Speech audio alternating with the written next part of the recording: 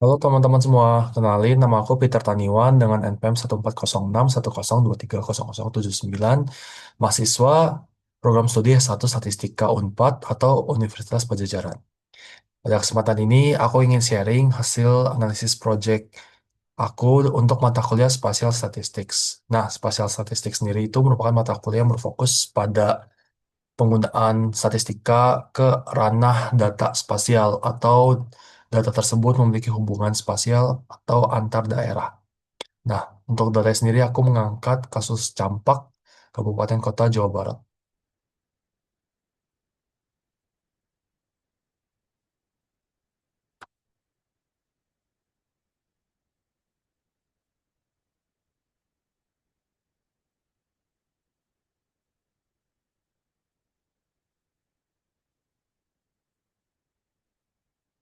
Alasan aku mengangkat topik ini karena berdasarkan laporan WHO untuk kasus campak sendiri itu termasuk yang besar, di mana itu mengalami kenaikan kasus sebesar 20% pada tahun 2023 dan juga dia berhubungan dengan SDGs poin 3.2 dan 3.B terkait kematian balita dan akses vaksin untuk semua masyarakat. Berikut untuk rumusan masalahnya. Yang pertama itu bagaimana pola distribusi spasial. Yang kedua itu apakah terdapat autokorelasi spasial global dan lokal. Terus bagaimana pengaruh variabel prediktor yang aku cari tahu berdasarkan teori dan ternyata berpengaruh, yaitu persentase imunisasi layak, lengkap, akses sanitasi layak, dan kepadatan penduduk.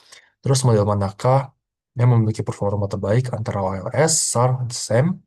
Lalu bagaimana gambaran estimasi dari pemodelan interpolasi atau IDW.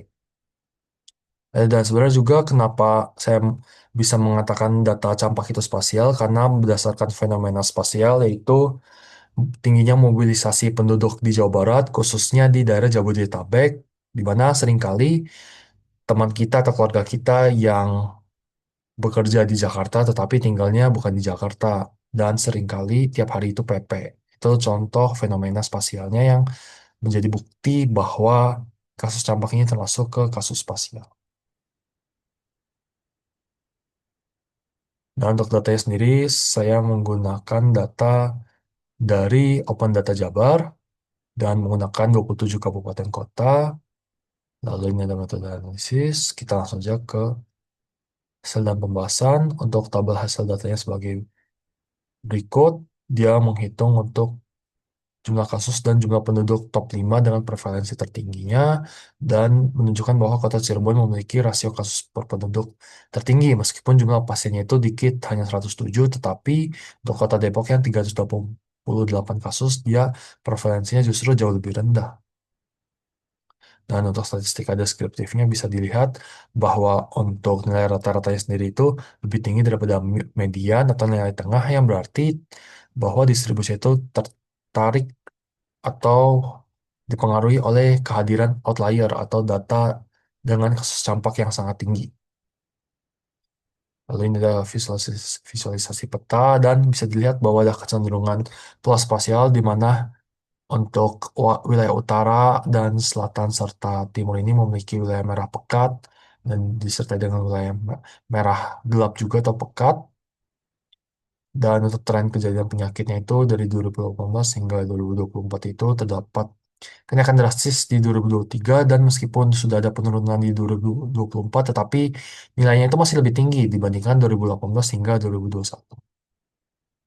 Lalu masuk ke pemodelan spasialnya, dan ternyata untuk uji autokorelasi global Moranski-nya ternyata dia tidak signifikan, dan ini merupakan hal yang menarik karena meskipun secara teori ada kecenderungan pola spasial tetapi berdasarkan penelitian empirisnya ternyata tidak ada autokorelasi spasial. Dan untuk desainnya sendiri berdasarkan peta juga ternyata tidak, hampir semua tidak signifikan, hanya dua daerah aja yang signifikan. Lalu kita masuk ke estimasi model OLS dan uji seleksi LM. Uji seleksi LM ini untuk mengetahui apakah OLS sudah baik dan apakah pola spasial itu signifikan atau tidak.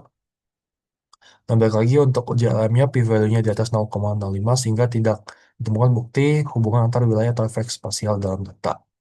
Dan untuk estimasi model SAR dan SEM-nya serta perbandingan AIC-nya, bisa dilihat ternyata OLS sendiri juga yang lebih bagus. Karena AIC-nya lebih kecil, yang berarti model OLS lebih baik, lebih cocok fit model, dan juga lebih sederhana berdasarkan prinsip parsimoni atau prinsip mana model yang lebih sederhana untuk digunakan. Lalu dilakukan interpolasi model menggunakan IDW Inverse Distance Weighting. Berdasarkan interpolasinya dihasilkan peta prediksi sebagai berikut, yang terdapat efek bullseye atau tempat menumpuk di sekitar sini, sehingga berarti untuk kasus campak ini tidak menyebar secara merata, tetapi terdapat kumpulan-kumpulan kasus campak yang menumpuk. Dan berikut untuk kesimpulan dan sarannya, serta daftar pustaka, dan juga saya melakukan pemodelan dashboardnya.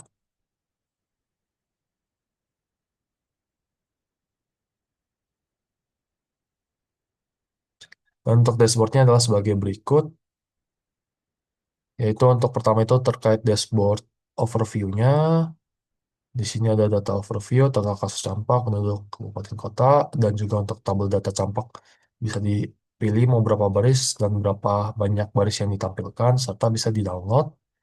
Kalau data statistika deskriptif, di sini bisa dilihat untuk variabel-variabelnya bisa dipilih saja, histogram, box plot, dan juga statistika deskriptif untuk mean, median, rata-rata, maksimum, standar deviasi. Lalu ada peta sebaran dari kasus campaknya di sini, dan juga ada nilai Morans I serta LISA-nya, cluster map. Lalu ada pemodelan spasial untuk OLS, SAR, dan SEM, serta perbandingan AIC dan uji Lagrange multiplier. Akhir ada hasil dari interpolasi IDW-nya.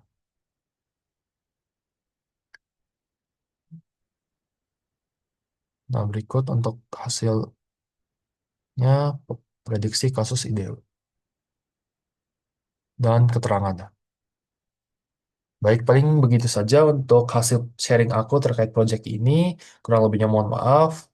Dan kalau teman-teman masih tertarik untuk belajar lebih, teman-teman bisa mempertimbangkan untuk kuliah di S1 Statistika Unpad karena jujur banyak sekali pengalaman dan juga penerapan dari statistika ke hal-hal yang menarik seperti cara kita bisa bikin dashboard yang menarik seperti ini bisa kita pelajari selama kuliah nanti. Paling gitu aja dari aku. Sampai jumpa teman-teman.